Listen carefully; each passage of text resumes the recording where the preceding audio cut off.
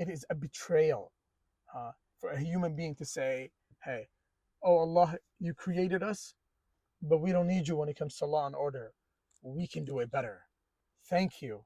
Step aside. أعوذ بالله من الشيطان الرجيم. Assalamu alaikum, guys. Good to see you. Another movement that I've noticed a lot in the Muslim community is it's been there for a very long time, right? It's the greatest tool the enemy has used, which is in the modern era, which is the secularization of the Muslim community. So as a young Muslim growing up in the West, one thing that you must do as early as possible is understand the different ideologies that are out there that are trying to destroy your deen and your and al-Islam. One of them, and the most dangerous of them, is secularism, which is the idea of separating deen from law and order, separating deen from law and order. This is a movement started and designed by atheists, and their main goal is to isolate and discredit religion. And so what that means is you as a Muslim have to position yourself for success. Okay, there are many people out there pushing secularism. Here's why a Muslim can never be secular. Number one, the idea of separating ibadah and law and order is that it is a rebellion towards Allah subhanahu wa ta'ala. That's exactly what it is. How? Let's dissect it. Allah subhanahu wa ta'ala created us, gave us means of living, then gave us purpose and meaning in life. And in order for the purpose and meaning to be fulfilled, He gave us law and order. أَلَا لَهُ الْخَلْقُ وَالْأَمْرُ, Allah says. To Allah belongs the creation and the command, law and order. One of the most unique things about Islam is that it is a holistic system. Al-Islam huwa Deen wa Dawlah. And Islam is a form of Deen and a form of law and order. It is a government. Put them together. And that's why it is the ultimate guidance for the human being. It's complete. What secularism does is they separate the two.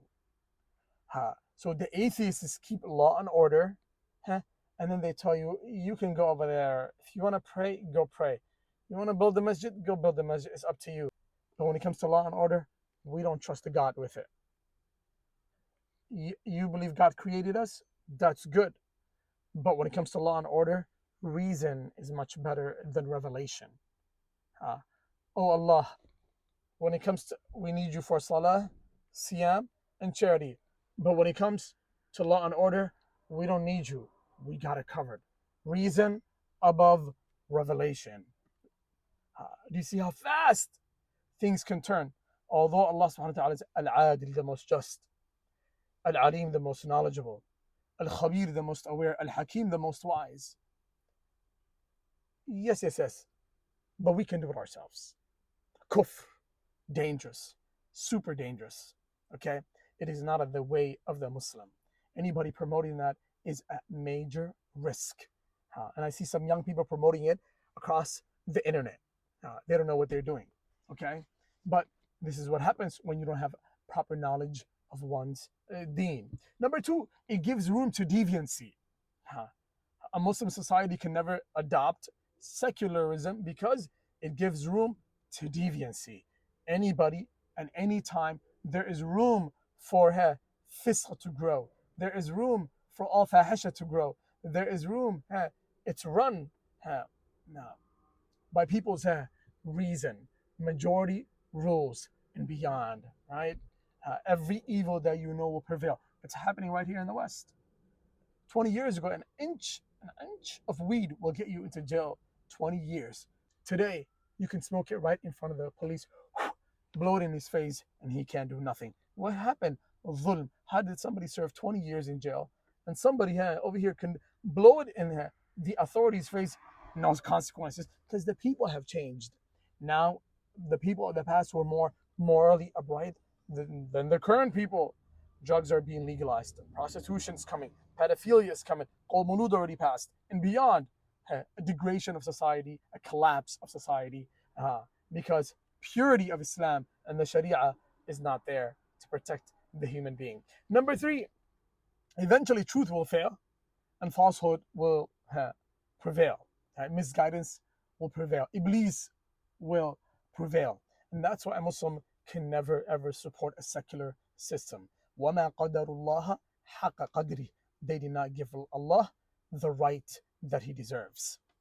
It is a betrayal for a human being to say, hey, oh Allah, you created us, but we don't need you when it comes to law and order. We can do it better. Thank you. Step aside. أعوذ بالله من الشيطان الرجيم. أعوذ بالله من الشيطان الرجيم. May Allah save us from such calamity. We would rather die of hunger. Because many of the people who push secularism is they want a better dunya. They're thinking in a material way. If they can make it through secular systems, we want to make it. We want to have power. We want to. They're thinking in a very low IQ way of thinking. When Allah subhanahu wa ta'ala was talking about the kuffar, what did He say?